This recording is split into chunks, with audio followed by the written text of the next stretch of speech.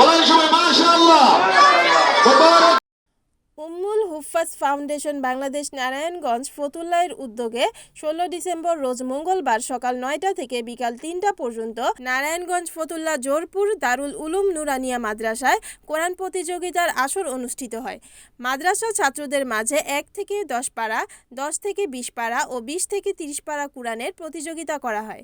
প্রতিযোগিতা শেষে তাদের মাঝে প্রথম, দ্বিতীয়, তৃতীয়, চতুর্থ, পঞ্চম, ষষ্ঠ পুরস্কার বিতরণ করা হয়। পুরস্কার বিতরণ অনুষ্ঠানের প্রধান অতিথি হিসেবে উপস্থিত ছিলেন ফতুল্লা থানা কৃষক দলের সিনিয়র যুগ্ম আহ্বায়ক মোহাম্মদ ইব্রাহিম সাহেব। বিশেষ অতিথি হিসেবে উপস্থিত ছিলেন জোরপুর ফতুল্লা দারুল উলুম মাদ্রাসার পরিচালক মাওলানা মোহাম্মদ আব্দুল ওয়াহেদ সাহেব, নারায়ণগঞ্জ ফতুল্লার SR ফ্যাশনের MD মোহাম্মদ রমজান খন্দকার সাহেব, ফতুল্লা জোরপুর জামে মসজিদের ইমাম ও খতিব হাফেজ মাওলানা মুফতি সাখাউতুল্লাহ সন্দীপী, নারায়ণগঞ্জ ফতুল্লা একতা সমাজ উন্নয়নের পরিষদের প্রতিষ্ঠাতা মোহাম্মদ হারুনুর রশিদ সাহেব। অনুষ্ঠানে সভাপতিত্ব করেন নারায়ণগঞ্জ ফতুল্লা হাজী বাহার আলী বাইতুন্নুর জামে মসজিদের ইমাম ও খতিব হাফেজ মাওলানা মুফতি মাহফুজুর রহমান সাহেব।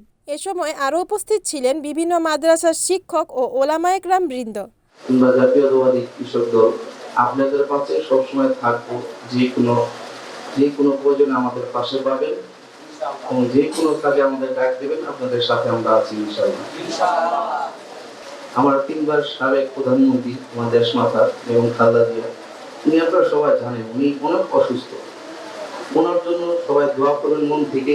উনি যে সুস্থ হয়ে আমাদের মাঝে ফিরে এসে আমাদের নিয়ে সুন্দর একটা বাংলাদেশ গড়তে পারে, সেই জন্য সবার কাছে দোয়া প্রার্থনা করছি। তোমার জন্য মন থেকে আপনারা কোরআনের পাখি আল্লাহ আপনাদের কথা অনেকেই শুনবে, উনি আমার মাঝে ফিরে আসে, সবাই মিলে এই দোয়াটা আপনাদের কাছে করবেন ইনশাআল্লাহ।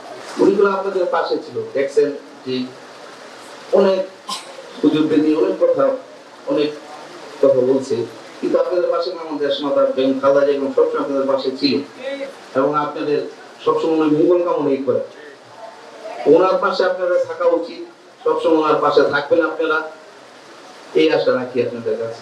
আমাদের এই ফতুল্লা থানার যে হেফজ বিভাগগুলো রয়েছে, এই হেফজ বিভাগগুলো লেখাপড়ার মান কিছুটা আমরা নির্ণয় করতে পারবো যে কোন প্রতিষ্ঠানে লেখাপড়ার মানটা কেমন। এবং উম্মুল হুফাজ ফাউন্ডেশনের যারা পরিচালক রয়েছেন তাদের কাছে একটা আবেদন থাকবে যে আপনারা ফতুল্লার সমস্ত মাদ্রাসাগুলোকে এর সাথে অ্যাড করার জন্য চেষ্টা করবেন এবং আল্লাহ তাআলার কাছে দোয়া করি আল্লাহ তাআলা যেন উত্তরোত্তর এই উম্মুল হুফাজ ফাউন্ডেশনের উন্নতি দান করেন এবং কবুলিয়ত দান করেন, আল্লাহ তাআলা যেন কবুল করে নেন। রিপোর্ট সুমন ইসলাম, NNTV, নারায়ণগঞ্জ।